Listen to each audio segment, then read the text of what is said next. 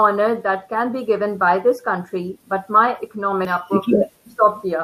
देखिए जो मैं शायद आपने देखिए मेरा एक कैरियर था, इससे पहले मैं पाकिस्तान की सबसे बड़ी अकाउंटिंग फर्म, मैं उस सर्कल का हिस्सा नहीं बन सका जिस सॉवरेनिटी ऑनर को आप कंप्रोमाइज कर सके.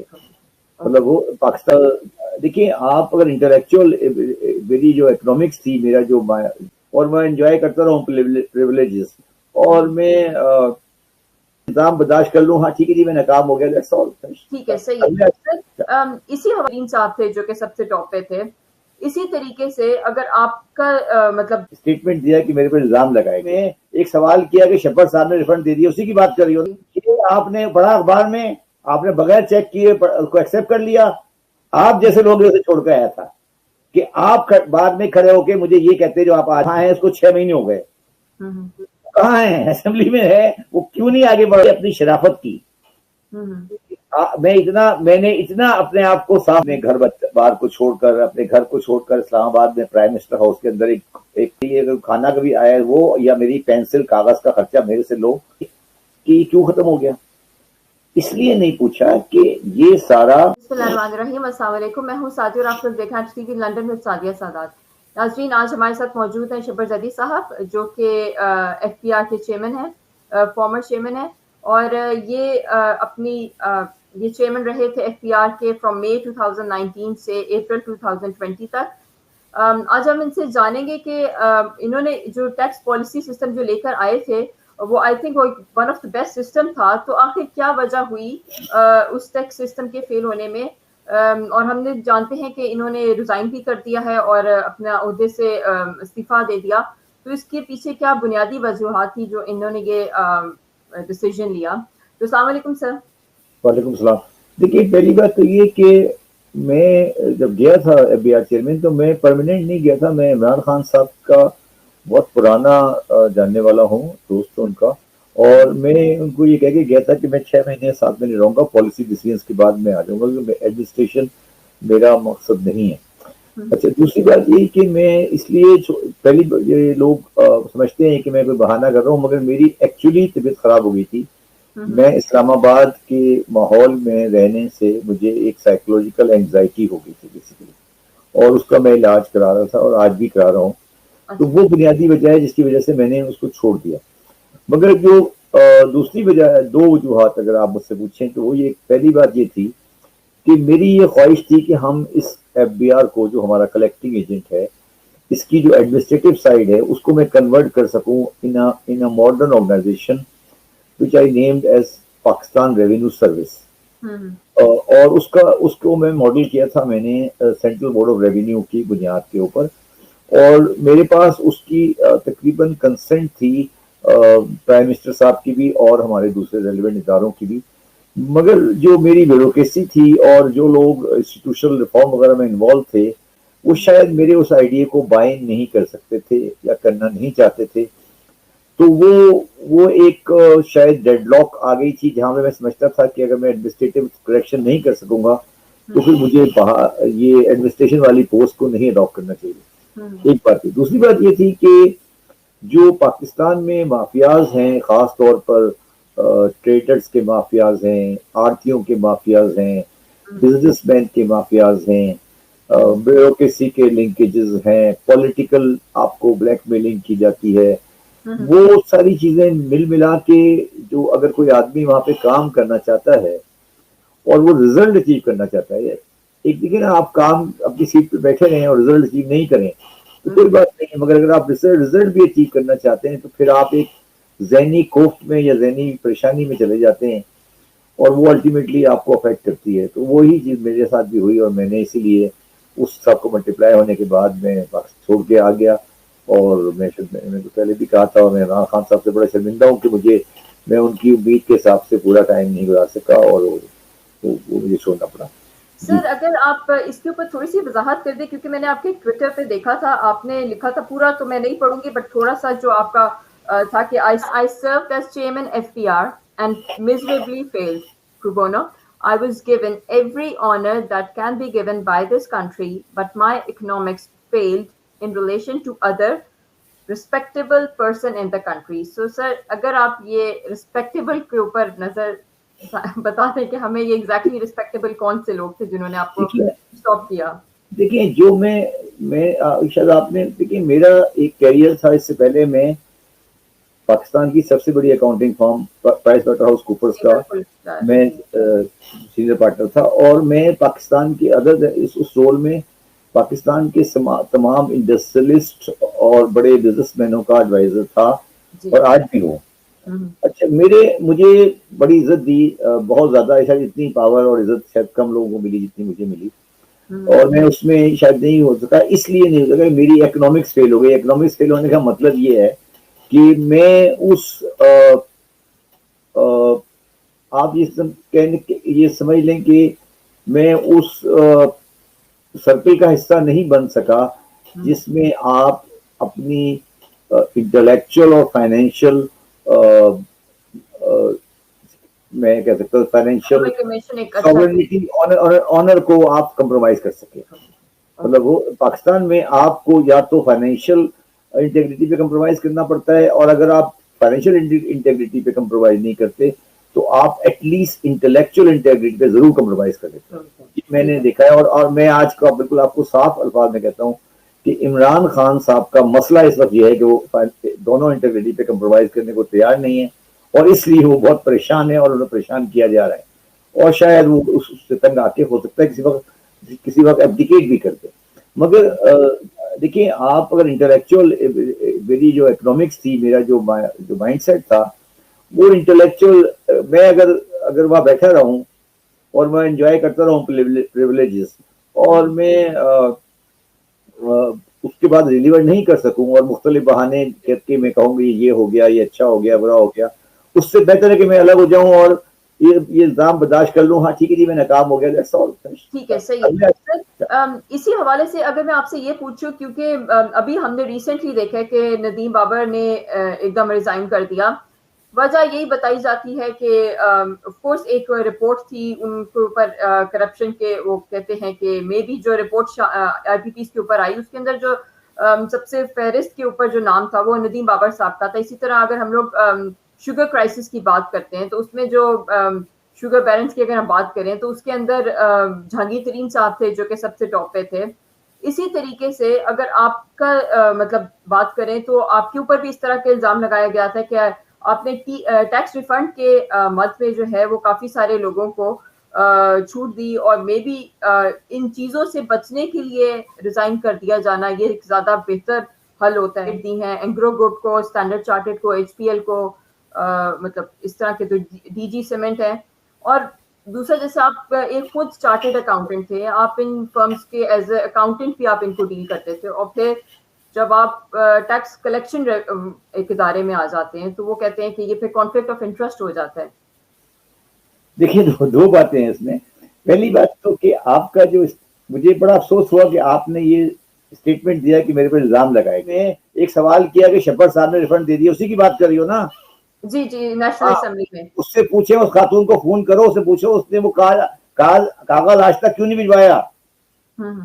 جو آپ لوگ اتنے لوکے بیٹھے ہو شبر زیدی پہ الزام لگانے کے لیے اس بات کو سن کے کہ میرے پہ الزام لگا, اگر پاکستان میں میرے پہ الزام لگے گا نا تو کسی فرشتے پہ لگ سکتا ہے. یہ بات یاد رکھنا میری زندگی میں. جی جی جی, آپ نے پڑھا اخبار میں, آپ نے بغیر چیک کیے اس کو ایکسپٹ کر لیا, آپ نے اس بکواس پہ ایگری کر لیا, میرے اوپر آپ نے الزام لگا دیا, آپ نے مجھے کوٹ کر دیا. میں آپ کو یہ عرض کر رہا ہوں کہ آپ میری بات سنیں کیا ہوا.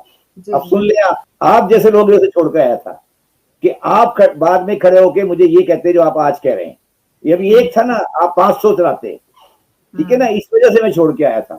اچھا اب میں سمجھاتا ہوں. ایک خاتون نے ایک صبح ایک شزا فاطمہ خواجہ آصف کی بھانجی ہیں, انہوں نے اسمبلی میں ایک سوال پٹ اپ کیا. جی جی بالکل. صاحب نے یہ ریفنڈ دیے. ٹھیک ہے, پہلی بات تو یہ بتائیں کہ وہ سوال آج کہاں ہے, اس کو 6 مہینے ہو گئے, کہاں ہے؟ اسمبلی میں ہے, وہ کیوں نہیں آگے بڑھ رہا؟ آپ نے الزام لگا دیا, اس کے بعد آپ پیچھے ہٹ گئے. آپ نے شفر صاحب کو برابر کر دیا سب کے, اور آپ نے کہا ٹھیک ہے کوئی بات نہیں, یہ بھی چور ہیں, ہم بھی چور ہیں. جہانگیر ترین صاحب پر الزام لگایا, وہ شفر صاحب پہ بھی لگنا چاہیے. یہی ہے نا, اس وجہ سے لوگ اسلام آباد نہیں جاتے. آپ جیسے لوگ اسلام آباد نہیں جاتے. سنیں, اب وہ سجا خواجہ صاحبہ نے الزام لگایا کہ میں نے ریفنڈ دے دیے, ٹھیک ہے. پہلی بات مجھے یہ بتائیے کہ سجا خواجہ صاحب کو کس نے بتایا کہ ریفنڈ ایشو ہوئے ہیں؟ کسی آدمی کی انفارمیشن نکالنا ٹیکس آفس سے پاکستان لا میں کرائم ہے. وہ لڑکی ڈسکوالیفائی ہو جائے گی 5 منٹ میں. میں نے میاں نواز شریف صاحب کو کہا تھا کہ میں عزت رکھ رہا ہوں اس کی کہ میں اس کو ڈسکوالیفائی نہیں کر رہا. میں ایک نوٹس میں ڈسکوالیفائی کر دوں گا اس کو, ٹھیک ہے. اور وہ الزام اس نے لگایا, آپ سارے جیسے لوگوں نے اس کو سوشل میڈیا پہ انجوائے کیا, دیکھا, پڑھا اور اس کو انجوائے کیا, اس کو اب آپ نے اس کو کوٹ کر دیا. تو یہ پہلی بات ہے. پہلی بات تو یہ ہے کہ میں تو اپنی شرافت کا شکار ہوں. میں تو وہ آدمی ہوں جس کو سزا مل رہی ہے اپنی شرافت کی. میں نے اتنا اپنے آپ کو صاف رکھا کہ میرے شرافت کی وجہ سے لوگوں کو پریشان نہیں ہوا. تو حضرت علی علیہ السلام سے کسی نے کہا تھا کہ وہ اس لیے خلافت نہیں کر سکے کہ وہ اتنا انصاف کر دے کہ لوگ ان کا انصاف برداشت نہیں کر سکے. لوگ میرا بھی انصاف برداشت نہیں کر سکے کہ ان کو سمجھ نہیں آئی کہ یہ آدمی کہاں سے گیا. چلیے دیکھیں, یہ صرف باتیں تھی, میں نے آپ سے کلیئر کرنی تھی. دوسرا, میں پرسنلی جو آپ نے ٹیکس کلیکشن کے لیے جو آپ نے لے کر آئے تھے وہ اٹ واز ونڈرفل. آنیسٹلی مجھے یہ سمجھ نہیں آئی کہ وہ فیل کیوں ہوا ہے میزریبلی, بیکاز اس سے ٹیکس ہم نے پہلے سے بھی کم کلیکٹ کر دیا. میری بات سنو, اس کی اب کیا وجہ ہے کہ میری بات سنو نا. تم جیسا انڈیپینڈنٹ اور پڑھا لکھا اور شریف اور ریزنیبل آدمی بھی بیٹھ کر یہ کہے کہ میں نے اپنے کلائنٹ کو ریفنڈ دے دیے اور میں اپنی زندگی کی نہیں سن لو میں کچھ اور ریفرنس سے کہہ رہا ہوں, اور میں اپنی نوکری چھوڑ کر اپنے گھر بار کو چھوڑ کر اپنے گھر کو چھوڑ کر اسلام آباد میں پرائم منسٹر ہاؤس کے اندر ایک گھر میں بیٹھا ہوں. تو آپ مجھے بتاؤ کہ کتنی اینگزائٹی ہوگی کہ یار میں کیا کر رہا ہوں یہاں بیٹھ کے, کیوں میں یہ عذاب پال کے بیٹھا ہوں. اور پھر میں تو عذاب پال لوں گا, میری فیملی مجھے بولے گی کہ آپ نے کیا عذاب پالا ہے, روز شام کو آپ کے بارے میں خبریں لگ جاتی ہیں. تو یہ مجھے بتائیے, یہ ہے مسئلہ. میں اس لیے چھوڑ کے آیا کہ میڈیا کو یقین ہو گیا تھا کہ یہ آدمی کچھ نہ کچھ کر جائے گا. آپ کو بھی یقین تھا نا کہ کچھ نہ کچھ کر جائے گا, ٹھیک ہے, اس لیے آپ کہہ رہی ہیں نا. مگر انہوں نے اتنا بڑا میرے کو آن سلاٹ کیا. میں تو چاہتا ہوں کہ وہ چیز سامنے آئے جو ریفنڈ کی بات تھی, جو کچھ بات تھی. میرا سوال صرف یہ ہے کہ میں نے تو آپ کو پتا ہے جب میں ایف بی آر گیا تھا تو ایف بی آر چیئرمین صاحب کا لنچ جو ہے وہ میریٹ سے آیا کرتا تھا. میں نے جا کر کو کہا کہ میرے سے فری آف کاسٹ پہ سیلری کام کر رہا تھا, اور میں نے کہا تم مجھ سے ہر مہینے 50,000 روپے لیا کرو, اور میرے لیے اگر کھانا کبھی آیا وہ یا میری پینسل کاغذ کا خرچہ میرے سے لو. ابھی میں واپس آ گیا ہوں, میرے کو 1.5-2 لاکھ ان کی طرف سے نکلتے ہیں. تو وہ آدمی ہوں جنہوں نے جو پاکستان, تو یہ آپ تو ان سے پوچھیں نا, اسلام آباد میں جائیں اور ان سے پوچھیں جو میرے اسٹاف تھے کہ میں کیسا انسان تھا. مگر یہ ایسے لوگ پاکستان کی معاشرے میں نہیں چل سکتے. سر میرا پوائنٹ آپ سمجھے نہیں. دیکھیں میں آپ سے جاننا بھی یہ چاہتی ہوں, مجھے پتا ہے سر آپ نے جو پالیسی لے کر آئے ہیں وہ میں تھرو اینڈ تھرو میں دیکھ رہی تھی اور وہ بہت اچھی تھی. کچھ نہ کچھ تو ریزن ہے نا جو اس نے آپ کو یہ چیزوں سے روکا ہے. تو بس میں وہ چیزیں جاننا چاہتی ہوں کہ ایگزیکٹلی کیا ریزن تھے. ابھی جو میں آپ کا ایک اور آرٹیکل پڑھا تھا جس کے اندر آپ نے لکھا ہے کہ 5,000 کا نوٹ ختم کرے. سر یہ ایک بہت ہی اچھا پلان ہے. اگر یہ کر پائیں تو ہمارے ملک سے بہت سارے جو فراڈ ہوئے تھے یا جو لانڈرنگ ہوئی تھی, منی لانڈرنگ, وہ بہت اچھے طریقے سے کرب ہو جائے گی. لیکن آپ کو لگتا ہے کہ یہ چیزیں ہو پائیں گی اس ملک میں؟ نہیں ہو پائیں جی, تو نہیں ہو پائیں. کیوں نہیں ہو پائیں گی بس وہ مجھے بتا دیں. میں وہ چیزیں بس سمجھنا چاہتی ہوں کہ یہ سب چیزیں ایک اگر آنےسٹ بندہ آتا ہے اور سب کام کر بھی رہا ہوتا ہے تو کیوں یہ سب الزامات لگاتے ہیں؟ جیسے ابھی میں نے آپ کو واقعی بتایا ندیم بابر کے اوپر یا ان کے یہ سب کیسز پھر لوگوں کو ایسے بتایا جاتا ہے نا کہ یہ فیس سیونگ کے لیے چیزیں ہیں. لیکن بات پھر وہی میں آپ کو کہہ رہا ہوں نا کہ دیکھیں کتنے, میں پھر واپس آؤں گا تم کہو گی واپس آ رہے ہیں. مجھے بتائیں کتنے افسوس کی بات ہے کہ ایک خاتون نے ایک سوال سپریم کو ڈالا اسمبلی میں, ٹھیک ہے, اس کو تقریباً 1.5 سال ہو گیا, آج تک وہ سوال آگے نہیں بڑھا. اور پوری دنیا کے سوشل میڈیا پر، آپ نے سوشل میڈیا پہ دیکھا ہوگا وہ چل گیا، ٹھیک ہے.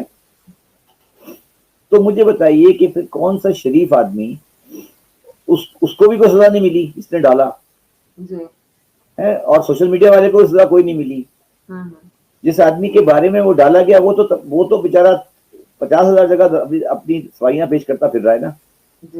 یہ ہے وہ چیز معاشرہ جس کی وجہ سے پاکستان میں کوئی بھی آدمی آگے بڑھ کر اور اپنی ذات کو لے کے ہمت نہیں کرتا. دوسری بات جو ہے وہ یہ ہے، میں آپ کو آج بالکل صاف بتا دیتا ہوں کہ جی میں نے جب بہت سے لوگوں پر ہاتھ ڈالا تھا، اس میں کچھ اسمگلرز بھی تھے اور کچھ ریٹیلرز بھی تھے اور کچھ اور لوگ تھے، تو مجھے بڑی سیریس سیکورٹی تھریٹ تھی کہ آپ کو ایلیمینیٹ کر دیا جائے گا. تو اس لیے نہیں، وہ مجھے اس کا خوف نہیں تھا، مگر وہ یہ کہتے تھے کہ اس میں اتنے بڑے اسٹیکس لوگوں کے شامل ہیں کہ وہ افورڈ نہیں کر سکتے کہ پاکستان میں سسٹم کو ٹھیک کیا جائے. میں آپ کو مثال دیتا ہوں، میں کراچی چیمبر میں آیا اور میں نے کراچی چیمبر میں کہا کہ آپ لوگ اس طرح کریں کہ ایک ہفتے تک اسمگل گڈس کی سیل بند کر دیں. میں سارے انسپیکٹر ڈالوں گا، نہیں اسمگل گڈ کی سیل بند نہیں کریں گے، آپ اسمگلنگ بند کرائیں، ٹھیک ہے نا. اچھا، میں آپ کو ایک اور چیز بتاتا ہوں. دیکھیں، میں نے جب FBR چیئرمین بنا، میں نے پہلا آرڈر یہ پاس کیا کہ کوئی بینک اکاؤنٹ فریز نہیں ہوگا اور کوئی کسی پہ چھاپا نہیں پڑے گا، ٹھیک ہے. وہ لا میرے آنے کے بعد لوگوں نے ختم کر دیا. مجھے بتائیے، آپ لوگ میڈیا میں ڈیل کرتے ہیں، سارا چیمبر ہے، یہ وہ ہے، کسی نے کسی سے پوچھا کہ یہ کیوں ختم ہو گیا؟ اس لیے نہیں پوچھا کہ یہ سارا پاکستان میں، یہ آپ پریشان نہیں ہو لندن بیٹھ کے، پاکستان میں ایک جوائنٹ وینچر چل رہا ہے.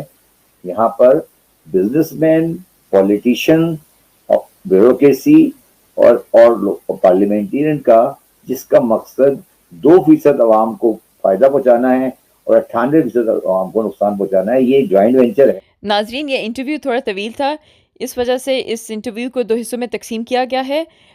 اس انٹرویو کا پارٹ 2 آپ میری اگلی ویڈیو کے اندر دیکھیں گے، جس کے اندر فارمر چیئرمین FPR شبر زیدی صاحب نے بہت سارے حقائق سے پردہ اٹھایا اور آگے کیا ہونے جا رہا ہے یہ بھی بتایا ہے.